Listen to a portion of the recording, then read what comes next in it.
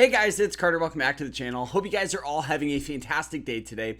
Now in today's video, we're going to be talking about what pretty much the Fed cutting interest rates means for our investments, for the stock market, and how you guys can make some money off this. So I hope you guys all enjoyed this video. If you guys do, hit that like button and subscribe. Also guys, if you guys are new and you guys are like, who's this random guy on YouTube? My name is Carter. I'm a full-time trader in the market.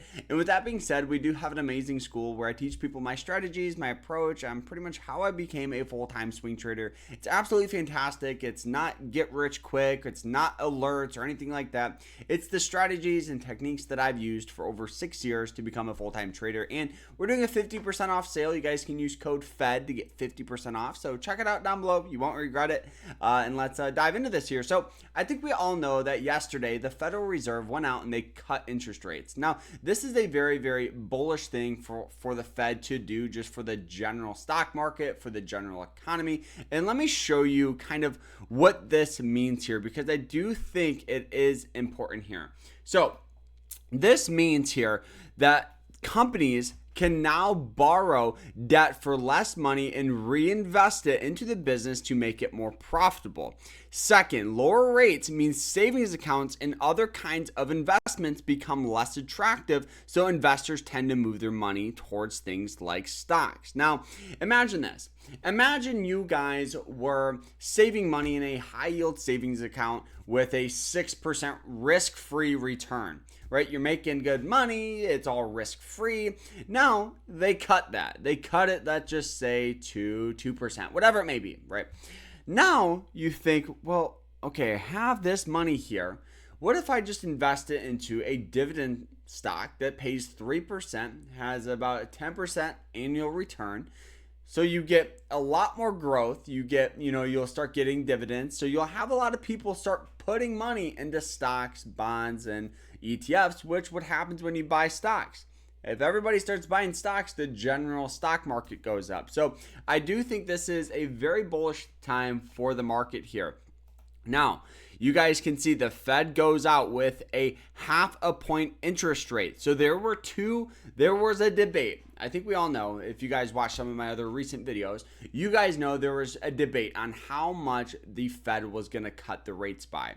So some people said it was going to cut it by, 0.25, some 0.5, or 0.5%. So they went with 0.5%.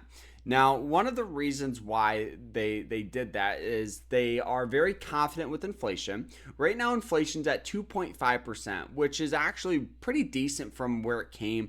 I think we all remember when inflation and rates hit like 9% and it was terrible. So we've done a good job cooling down inflation. Now, what we need to see is unemployment do well. I know we've seen some shaky unemployment records over the past couple of months, so the Fed is pretty confident that we'll get some good employment rates, in the next couple of months, which is one of the indicators why we had the half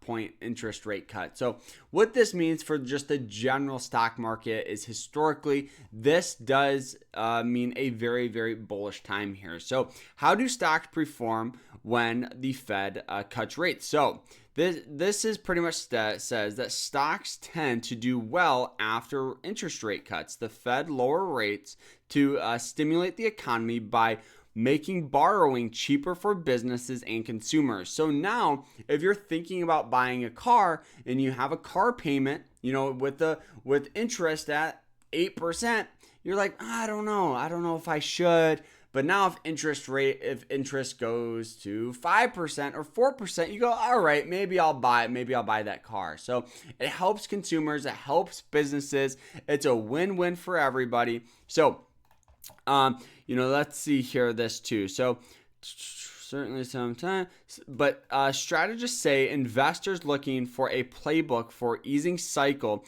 should take a especially to the pandemic era. Yeah. So I do think they pretty much stating that every cycle is different. So we all remember, in mid 2020 where all tech stocks went crazy. So I think we'll get a lot of AI stocks start moving up. We saw Nvidia up, a lot today. We're seeing a lot of AI companies starting to get that move and grooving. But overall, it's always better to just be in the market for the long run. If you are unsure right now if you should invest, I think the best strategy would be to just dollar cost average it. So invest just consistently.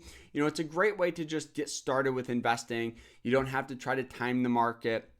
Like we do teach ways where you guys can time the market, but check that out, code FED 50% off. But anyways, for most of you guys, honestly, you guys will just be better to just have time in the market rather than trying to time the market. So, guys, I hope you guys all enjoyed this though. If you guys did, hit that like button, subscribe. I know a lot of people have been asking about what this means, and we'll see you guys in the next one. Hope you guys have a great rest of your day. Like, subscribe, and take care.